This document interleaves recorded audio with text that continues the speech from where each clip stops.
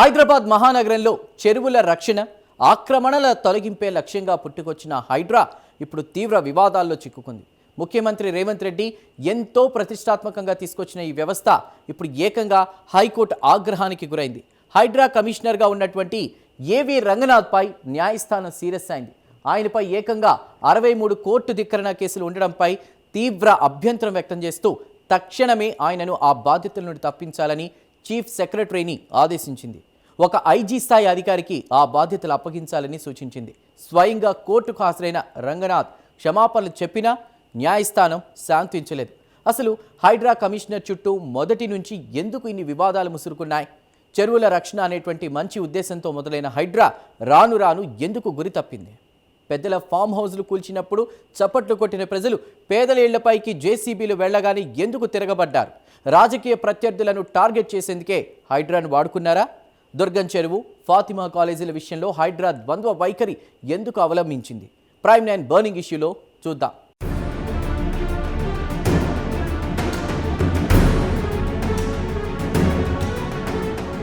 తెలంగాణలో సంచలనం సృష్టించిన హైడ్రా వ్యవస్థకిప్పుడు భారీ ఎదురు దెబ్బ తగిలింది. హైడ్రా కమిషనర్గా వ్యవహరిస్తున్న సీనియర్ ఐపీఎస్ అధికారి ఏవి రంగనాథ్ తీరుపై తెలంగాణ హైకోర్టు తీవ్ర ఆగ్రహం వ్యక్తం చేసింది. చట్టాన్ని, న్యాయస్థానాల ఆదేశాలను బేఖాతరు చేస్తూ హైడ్రా వ్యవహరిస్తున్న తీరును కోర్టు తీవ్రంగా ఆక్షేపించింది. ఈ నేపథ్యంలోనే రంగనాథ్ను తక్షణమే హైడ్రా కమిషనర్గా బాధ్యతల నుంచి తొలగించాలని రాష్ట్ర ప్రభుత్వ ప్రధాన కార్యదర్శికి హైకోర్టు స్పష్టమైన ఆదేశాలు జారీ చేసింది. ఆయన స్థానంలో చట్టం పట్ల, కోర్టుల పట్ల గౌరవం ఉన్న ఓ ఐజీ స్థాయి అధికారికి ఆ బాధ్యతలు అప్పగించాలని సూచించింది. హైకోర్టు తీసుకున్న ఈ నిర్ణయం ఇప్పుడు తెలంగాణ అధికార రాజకీయ వర్గాల్లో పెను ప్రకంపనలు సృష్టిస్తోంది. ప్రభుత్వానికి ఇది ఒక రకంగా చెంపపెట్టు లాంటిదన్న విమర్శలు వినిపిస్తున్నాయి.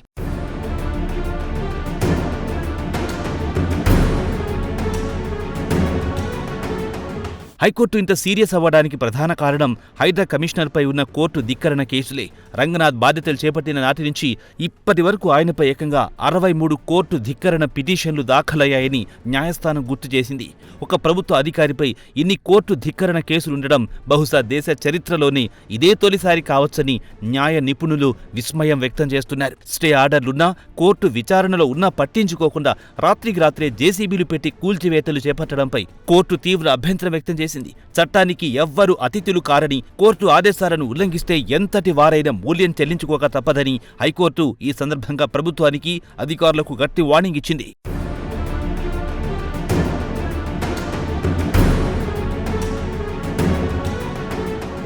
హైకోర్టు ఆగ్రహం వ్యక్తం చేసిన నేపథ్యంలో హైడ్రా కమిషనర్ ఏవి రంగనాథ్ స్వయంగా న్యాయస్థానం ఎదుట హాజరయ్యారు. తన చర్యల వల్ల కోర్టు ధిక్కరణ జరిగి ఉంటే బేషరతుగా క్షమాపణలు చెబుతున్నారని ఆయన కోర్టుకు విన్నవించుకున్నారు.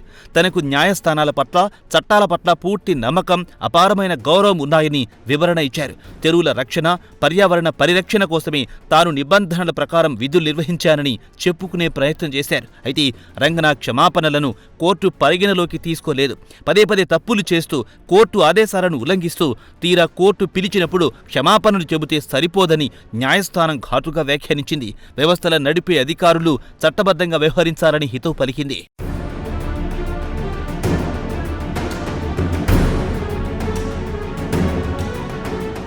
వాస్తవానికి హైడ్రా ఏర్పాటు వెనుక ఉన్న ఉద్దేశం చాలా మంచిది. దశాబ్దాలుగా ఆక్రమణలకు గురవుతున్న హైదరాబాద్ చెరువులను, కుంటలను రక్షించాలన్న సదుద్దేశంతోనే ముఖ్యమంత్రి రేవంత్ రెడ్డి ఈ వ్యవస్థకు శ్రీకారం చుట్టారు. ఎఫ్టీఎల్, బఫర్ జోన్లలో వెలిసిన అక్రమ కట్టడాలను నిర్దాక్షణ్యంగా కూల్చేసి భవిష్యత్ తరాలకు పర్యావరణాన్ని అందించాలన్నది ప్రభుత్వ లక్ష్యం. ఈ లక్ష్య సాధన కోసమే ఫైర్ బ్రాండ్ ఆఫీసర్గా పేరున్న రంగనాథ్కు బాధ్యతలు అప్పగించారు. వ్యవస్థ మంచిదే, అయినా దాన్ని అమలు చేసిన తీరు, ఆచరణలో జరిగిన లోపాల వల్ల ఇప్పుడు హైడ్రా తీవ్ర విమర్శల పాలయ్యింది. చట్టపరమైన ప్రక్రియను పాటించకుండా, నోటీస్ ఇవ్వకుండా చేసిన కూల్చివేతలే హైడ్రా పాలిట శాపంగా మారాయి.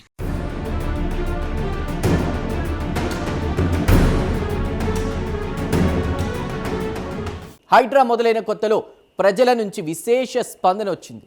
బడాబాబుల ఫామ్ హౌస్లు, అక్రమ కట్టడాలు నేలమట్టం అవుతుంటే సామాన్యులు చప్పట్లు కొట్టారు. కానీ ఆ తర్వాత సీన్ రివర్స్ అయింది. హైడ్రా జేసీబీలు పేదల ఇళ్ల వైపు మళ్లడంతో ప్రజాగ్రహం కట్టలు దించుకుంది. రాజకీయ ప్రత్యర్థులను టార్గెట్ చేసేందుకే హైడ్రాను వాడుకుంటున్నారన్న ఆరోపణలు వెల్లువెత్తాయి. అసలు హైడ్రా ఎక్కడ ట్రాక్ తప్పింది? సల్కన్ చెరువు, దుర్గం చెరువుల విషయంలో ఎందుకు విమర్శలు మూటగట్టుకుంది? Let's continue.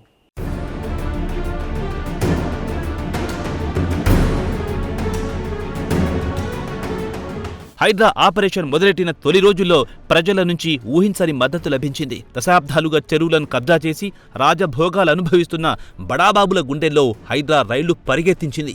సినీ ప్రముఖులు, రాజకీయ నాయకులకు చెందిన భారీ ఫామ్ హౌజ్లు, అపార్ట్మెంట్లు, కన్వెన్షన్ సెంటర్లను నిర్దాక్షిణ్యంగా కూల్చివేసింది. ముఖ్యంగా ఎన్ కన్వెన్షన్ లాంటి భారీ నిర్మాణాలను నేలమట్టం చేసినప్పుడు సామాన్య ప్రజలు హైడ్రాకు బ్రహ్మరథం పట్టారు. చట్టం ముందు అందరూ సమానమేనని, ఎంతటి వారినైనా వదిలిపెట్టేదే లేదని ప్రభుత్వం ఇచ్చిన మెసేజ్కు సర్వత్రా హర్షం వ్యక్తమయ్యింది. ఈ సమయంలో హైడ్రా కమిషనర్ రంగనాథ్ ఒక రియల్ లైఫ్ హీరోలా ప్రజల దృష్టిలో నిలిచారు.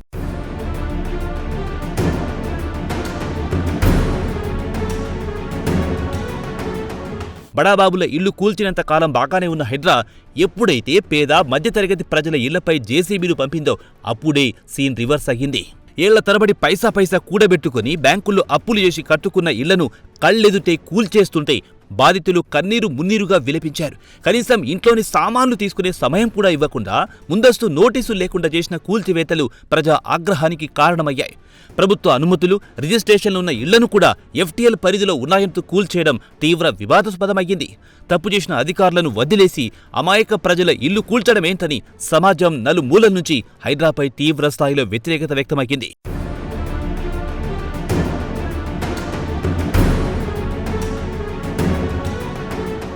హైడ్రా కేవలం చెరువుల రక్షణ కోసమే కాకుండా రాజకీయ ప్రత్యర్థులను దెబ్బతీసే అస్త్రంగా మారిందన్న ఆరోపణలు బలంగా వినిపించాయి.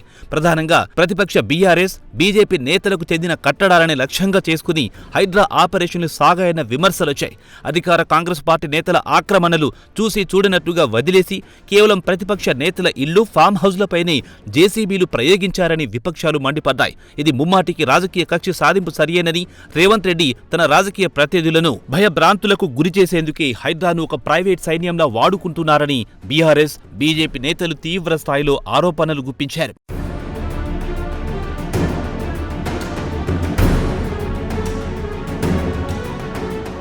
హైడ్రా ద్వంద్వ వైఖరికి సల్కం చెరువు వ్యవహారం ఓ క్లాసిక్ ఉదాహరణగా నిలిచింది.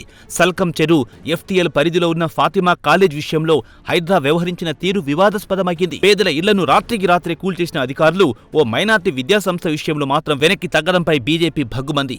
ఒకరికి ఒక న్యాయం, మరొకరికి మరో న్యాయమా అంటూ హైడ్రా తీరును తీవ్రంగా ఎండగట్టింది. అధికార పార్టీకి చెందిన కీలక నేతల ఒత్తిడి వల్లే ఫాతిమా కాలేజీ జోలికి హైడ్రా వెళ్లలేదన్న ఆరోపణలు వెల్లువెత్తాయి. ఈ ఒక్క ఘటనతో హైడ్రా నిష్పాక్షికతపై ప్రజల్లో తీవ్ర అనుమానాలు తలెత్తాయి. చట్టం అందరికీ సమానంగా అమలు కావడం లేదన్న భావన బలపడింది.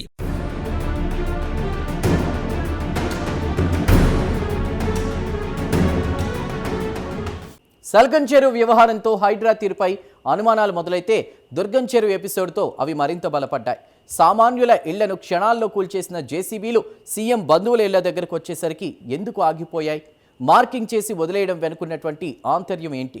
మరోవైపు హైడ్రా ఏర్పాటుకు హిట్లర్ ప్రేరణ అంటూ సీఎం రేవంత్ చేసిన వ్యాఖ్యలు ఎలాంటి దుమారం రేపాయి? చూద్దాం.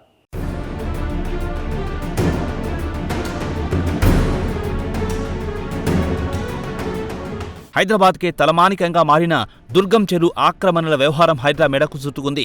దుర్గం చెరువు ఎఫ్టీఎల్ బఫర్ జోన్ పరిధిలో ఉన్న పలువురు ప్రముఖుల ఇళ్లకు హైడ్రా అధికారులు నోటీసులిచ్చారు. అందులో ముఖ్యమంత్రి రేవంత్ రెడ్డి సోదరుడి నివాసంతో పాటు పలువురు అధికార పార్టీ నేతల ఇళ్లు కూడా ఉన్నాయి. అయితే ఈ సామాన్యుల ఇళ్లకు నోటీసులు ఇవ్వకుండానే కూల్చేసిన అధికారులు ఇక్కడ మాత్రం కేవలం మార్కింగ్ చేసి నోటీసులిచ్చి చేతులు దులుపుకున్నారు. రోజుల తరబడి ఆ ఇళ్ల జోలికి వెళ్లకపోవడంతో హైడ్రా పనితీరుపై తీవ్ర విమర్శలు వెల్లువెత్తాయి. చట్టం తన పని తాను చేసుకుపోతుందని చెప్పిన ప్రభుత్వ పెద్దలు తమ వారి ఇళ్ల దగ్గరికి వచ్చేసరికి ఆ చట్టాన్ని ఎందుకు అడ్డుకుంటున్నారన్న ప్రశ్నలు ఉత్పన్నమయ్యాయి.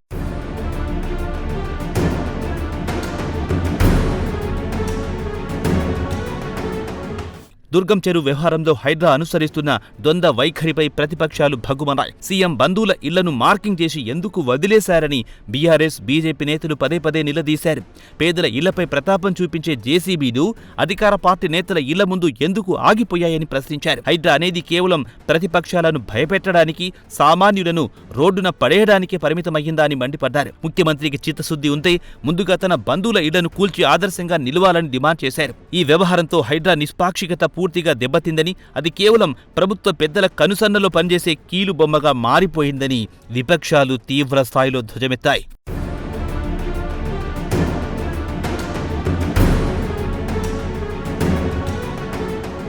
హైడ్రా వివాదాల్లో చిక్కుకున్న సమయంలోనే ముఖ్యమంత్రి రేవంత్ రెడ్డి చేసిన ఒక వ్యాఖ్య అగ్నికి ఆజ్యం పోసింది. హైడ్రా ఏర్పాటుకు నియంత హిట్లర్ తనకు ప్రేరణ అని సీఎం రేవంత్ రెడ్డి చేసిన కామెంట్స్ తీవ్ర దుమారం రేపాయి. ఒక ప్రజాస్వామ్య దేశంలో ప్రజల చేత ఎన్నుకోబడిన ముఖ్యమంత్రి ప్రపంచం అసహించుకునే ఓ నియంతను ఆదర్శంగా తీసుకున్నారని చెప్పడం సర్వత్రా విస్మయానికి గురిచేసింది. హిట్లర్లా వ్యవహరిస్తానని సీఎం పరోక్షంగా హెచ్చరిస్తున్నారా అని మేధావులు, ప్రతిపక్షాలు మండిపడ్డాయి. తెరువుల రక్షణ పేరుతో నియంతృత్వ పోకడలకు పోతున్నారని, చట్టాలను, కోర్టులను బేఖాతరు చేస్తూ ప్రజల ఆస్తులను ధ్వంసం చేస్తున్నారని ఆగ్రహం వ్యక్తం చేశారు. సీఎం వ్యాఖ్యతో హైడ్రాపై ఉన్న కొద్దిపాటి సానుభూతి కూడా ఆవిరైపోయింది.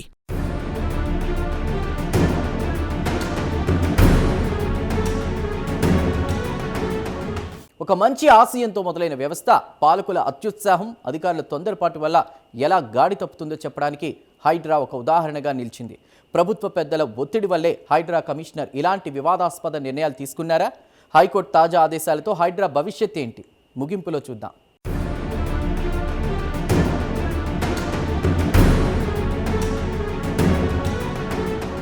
తెరువుల రక్షణ, పర్యావరణ పరిరక్షణ అనే అత్యున్నత లక్ష్యంతో ఏర్పాటైన హైడ్రా ఆచరణలో మాత్రం పూర్తిగా గాడి తప్పింది.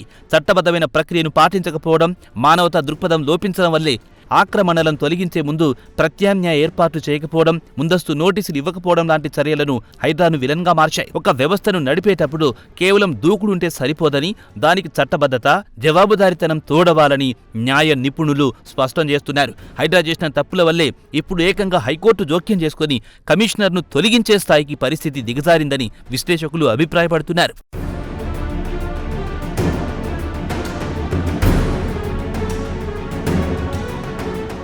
హైడ్రా కమిషనర్గా ఏవి రంగనాథ్కు మంచి ట్రాక్ రికార్డుంది. నిజాయితీపరుడైన అధికారిగా ఆయనకు పేరుంది. మరి అలాంటి అధికారి ఎందుకు ఇన్ని వివాదాల్లో చిక్కుకున్నారు? ఏకంగా 63 కోర్టు ధిక్కరణ కేసులను ఎందుకు మూటగట్టుకున్నారు?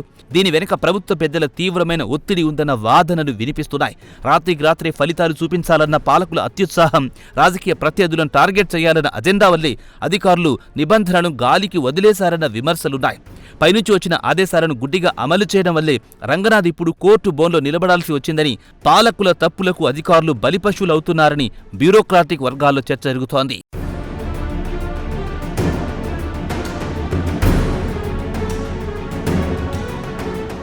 హైడ్రా కమిషనర్ను తొలగించాలని హైకోర్టు ఇచ్చిన ఆదేశాలు ఆ వ్యవస్థ భవిష్యత్తును ప్రశ్నార్థకంలో పడేశాయి. ఐజీ స్థాయి అధికారికి బాధ్యతలు అప్పగించాలని కోర్టు సూచించిన నేపథ్యంలో తదుపరి కమిషనర్గా ఎవరొస్తారు, వారి ఒత్తిళ్లను ఎలా తట్టుకుంటారు అన్నది ఆసక్తికరంగా మారింది. కోర్టు మొట్టికాయలతో ప్రభుత్వం కూడా ఆత్మరక్షణలో పడింది. ఇకపై హైడ్రా ఆపరేషన్లను మునుపటిలా దూకుడుగా సాగే అవకాశం లేదని, ప్రతి అడుగు ఆచితూచి వెయ్యాల్సి ఉంటుందని స్పష్టమవుతోంది. చట్టపరమైన చిక్కులు రాకుండా, కోర్టు ధిక్కరణకు గురికాకుండా కూల్చివేతలు చేపట్టడం కొత్త కమిషనర్కు కత్తి మీద సాము లాంటిది. ఈ పరిణామంతో హైడ్రా వేగం తగ్గుతుందా, లేక చట్టబద్ధంగా మరింత బలోపేతమవుతుందా అన్నది వేచి చూడాలి.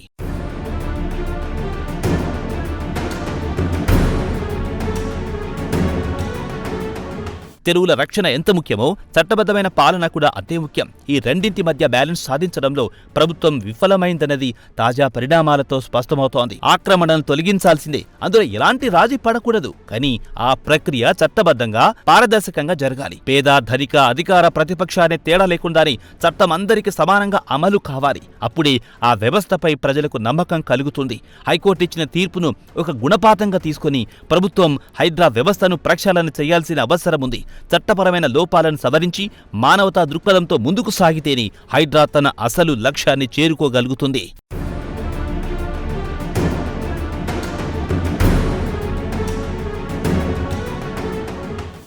ఉరుమి మంగళం మీద పడ్డట్టు పాలకుల అత్యుత్సాహం, రాజకీయ అజెండాలు చివరికి అధికారుల మెడకు చుట్టుకుంటున్నాయి. చెరువుల రక్షణ పేరుతో దూకుడుగా వెళ్లిన హైడ్రా కమిషనర్ రంగనాథ్ ఇప్పుడు హైకోర్టు ఆగ్రహానికి గురై పదవి కోల్పోయే పరిస్థితికి వచ్చారు. 63 కోర్టు ధిక్కరణ కేసులు ఆయన మెడకు ఉచ్చులా బిగుసుకున్నాయి. పేదల ఇళ్లను కూల్చేసి పెద్దల ఇళ్లకు మార్కింగ్ చేసి వదిలేయడం, ఫాతిమా కాలేజీ విషయంలో వెనక్కి తగ్గడం లాంటి ద్వంద్వ వైఖరే హైడ్రా కొంప ముంచింది. దీనికి తోడు హిట్లర్ ప్రేరణ అంటూ సీఎం చేసిన వ్యాఖ్యలు అగ్నికి ఆజ్యం పోశాయి. ఏదేమైనా హైకోర్టు తీర్పుతో రేవంత్ సర్కార్కు గట్టి ఎదురుదెబ్బ తగిలిందనే చెప్పాలి. మరి ఈ తీర్పు తర్వాత అయినా ప్రభుత్వం కళ్ళు తెరుస్తుందా? హైడ్రాను రాజకీయ అస్త్రంగా కాకుండా చట్టబద్ధమైన వ్యవస్థగా మారుస్తుందా? కొత్తగా వచ్చే కమిషనర్ అయినా కోర్టు ఆదేశాలను గౌరవిస్తూ నిష్పాక్షికంగా వ్యవహరిస్తారా? వేచి చూడాలి.